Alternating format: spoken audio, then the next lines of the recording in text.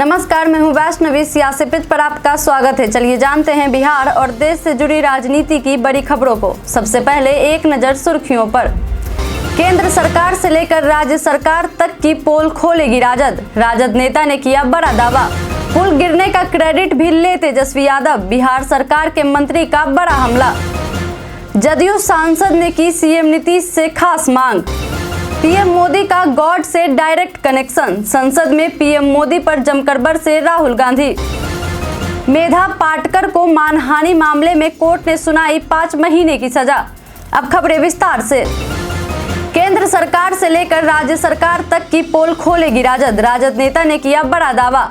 राजद 2 दिनों के बाद केंद्र सरकार और बिहार सरकार को लेकर बड़ा खुलासा करने वाला है।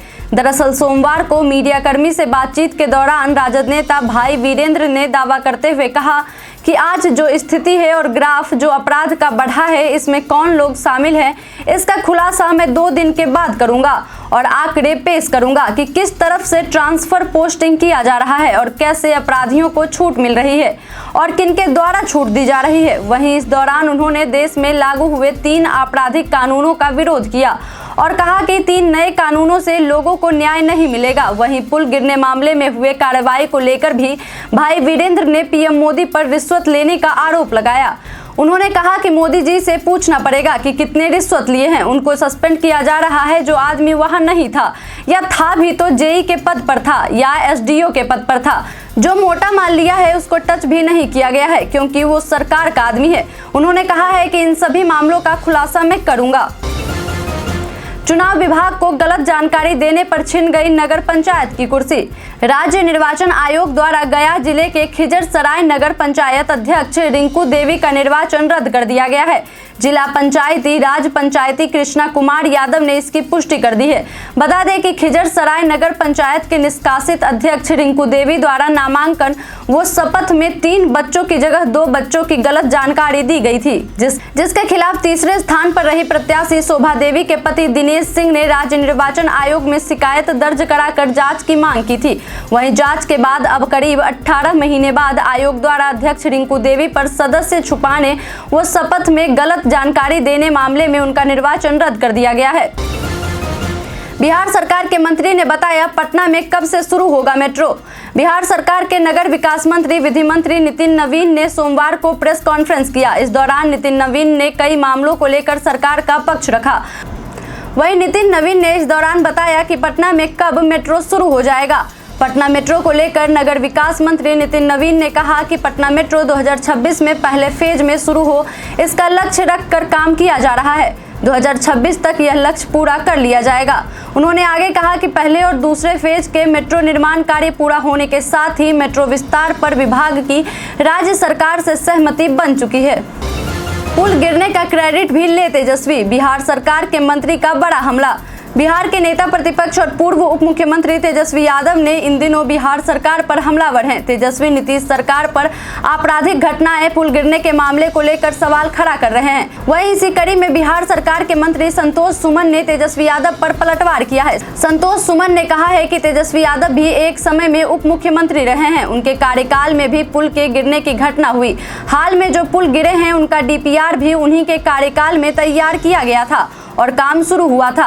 ऐसे में हम उन्हें नसीहत देना चाहते हैं कि जब वे नौकरी बांटने का क्रेडिट जबरन लेने में जुटे हैं तो पुल के गिरने का भी क्रेडिट उन्हें लेना चाहिए क्योंकि दोनों काम तो उन्हीं के कार्यकाल में शुरू हुआ था।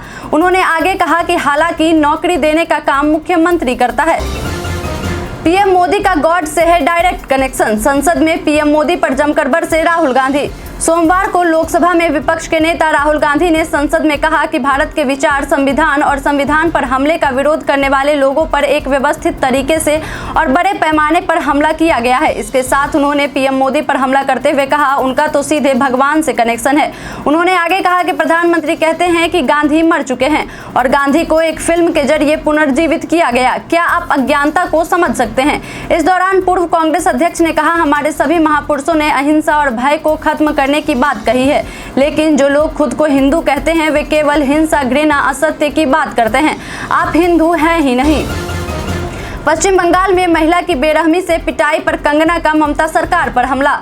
पश्चिम बंगाल में जोड़े को सार्वजनिक रूप से कोड़े मारे जाने की वायरल वीडियो पर भाजपा सांसद कंगना रनौत ने ममता सरकार पर हमला बोला है।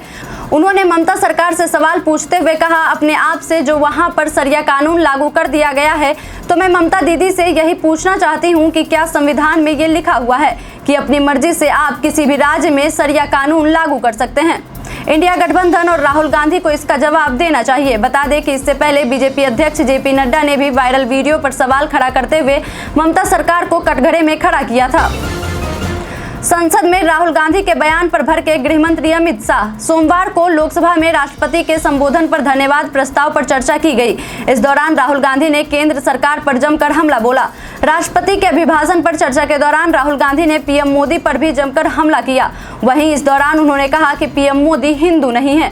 वहीं राहुल गांधी के भाषण के बीच संसद में सत्तारूढ़ दल की ओर से हंगामा किया गया। इस दौरान केंद्रीय गृह मंत्री अमित शाह खड़े हुए और कहा कि शोर शराबा करके इतने बड़े मुद्दे को दबाया नहीं जा सकता है। अमित शाह ने कहा, विपक्ष के नेता ने कहा है कि जो अपने आप को हिंदू कहते हैं वो हिंसा करते हैं। इस देश में करोड़ों लोग अपने आप को गर्व से हिंदू कहते हैं, क्या वो सभी हिंसा करते हैं? गृह मंत्री अमित शाह ने आगे कहा कि हिंसा की भावना को किसी धर्म के साथ जोड़ना इस सदन में और वो भी संवैधानिक पद पर बैठे व्यक्ति द्वारा गलत है। हिंसा को किसी भी धर्म से जोड़ना गलत है, उन्हें माफी मांगनी चाहिए। नए आपराधिक कानूनों को लेकर चिदंबरम ने पीएम मोदी पर बोला हमला। कांग्रेस के वरिष्ठ नेता पी चिदंबरम ने 3 नए आपराधिक कानूनों के लागू होने के बीच सोमवार को सरकार की आलोचना की और कहा कि यह मौजूदा कानूनों को ध्वस्त करने तथा उनके स्थान पर बिना पर्याप्त चर्चा व बहस के 3 नए कानून लेकर आने का एक और उदाहरण है। पूर्व गृह मंत्री ने कहा कि दीर्घावधि में 3 कानूनों में संवैधानिक और आपराधिक न्यायशास्त्र के आधुनिक सिद्धांतों के अनुरूप लाने के लिए उनमें और बदलाव किए जाने चाहिए। चिदंबरम ने एक्स पर एक पोस्ट में कहा, तथा कथित नए कानूनों का 90 से 99% अंश काट छाट करने, नकल करने और इधर से उधर चिपकाने का काम है। यह काम मौजूदा 3 कानूनों में कुछ बदलाव करके किया जा सकता था, लेकिन यह व्यर्थ कवायद बना दी गई।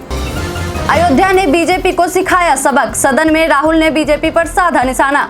लोकसभा में सोमवार का दिन खूब हंगामेदार रहा। कांग्रेस नेता राहुल गांधी की हिंदू धर्म पर टिप्पणी को लेकर बीजेपी सांसदों ने जमकर हंगामा किया। इस दौरान नेता प्रतिपक्ष राहुल गांधी ने कहा कि हिंदू डर, हिंसा और नफरत नहीं फैला सकता, लेकिन बीजेपी नफरत और हिंसा फैलाती है। उन्होंने आगे कहा कि कहां तक इन्होंने डर फैला दिया है।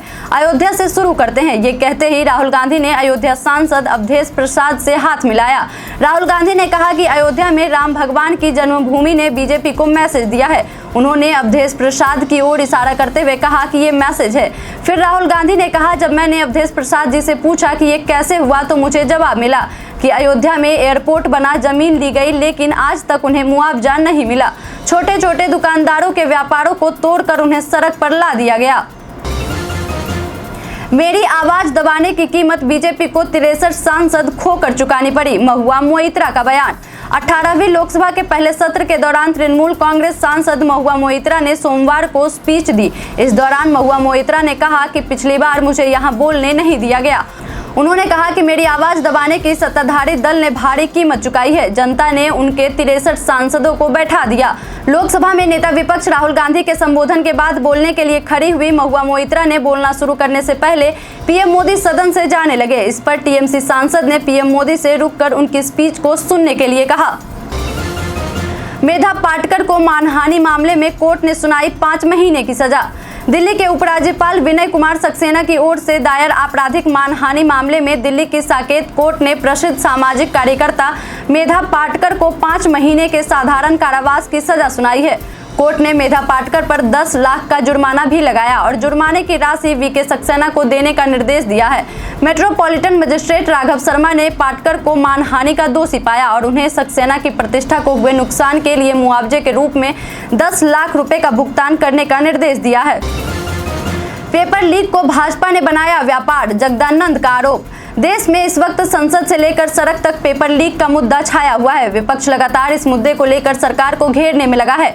वहीं अब राजद प्रदेश अध्यक्ष ने पेपर लीक को लेकर बड़ी बात कह दी है। उन्होंने पेपर लीक को व्यापार बताया।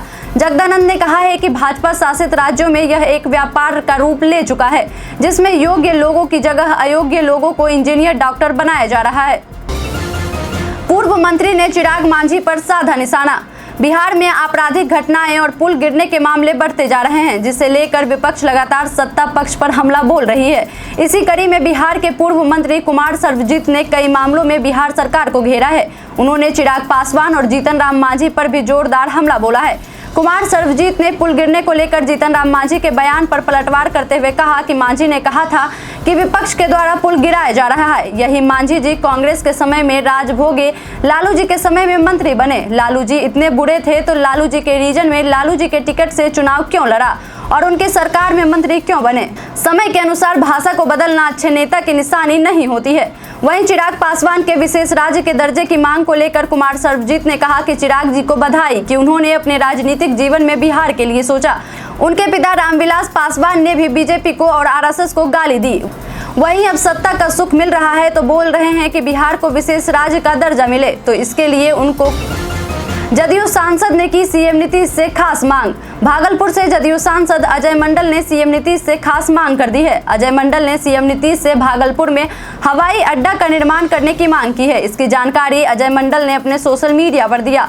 अजय मंडल ने इसके साथ ही हवाई अड्डा को लेकर तैयार किए गए नक्शा और जमीन का ब्यौरा भी पेश किया है। अजय मंडल ने सोशल मीडिया एक्स पर लिखा कि जनता दल यूनाइटेड की राष्ट्रीय कार्यकारिणी की बैठक में शामिल होने आए माननीय मुख्यमंत्री श्री नीतीश कुमार जी से दिल्ली में मुलाकात की और उनसे भागलपुर में जल्द से जल्द हवाई अड्डा निर्माण की स्वीकृति देने का आग्रह किया। जन सुराज की बैठक में कई बिंदुओं पर हुई चर्चा। सोमवार को गया के टिल्हा धर्मशाला के पास एक निजी आवास के परिसर में जन सुराज विचार मंच की एक बैठक आयोजित की गई थी।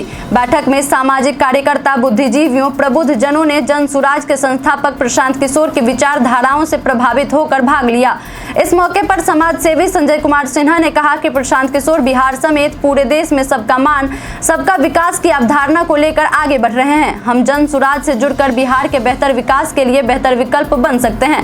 प्रशांत किशोर लगातार विभिन्न जिलों का दौरा कर अपनी बातों को रख रहे हैं। हम उनसे आग्रह करेंगे कि गया में भी वे आए और अपनी बातों को रखें। इसे लेकर हम लोग उनका पुरजोर स्वागत करेंगे। अब बढ़ते हैं आज के सवाल की ओर। आज का सवाल है कि सोमवार को सदन में हुए हंगामे पर आपका क्या कहना है। आप अपना जवाब हमें हमारे कमेंट सेक्शन बॉक्स में लिखकर जरूर बताएं। आज के लिए इतना ही, धन्यवाद।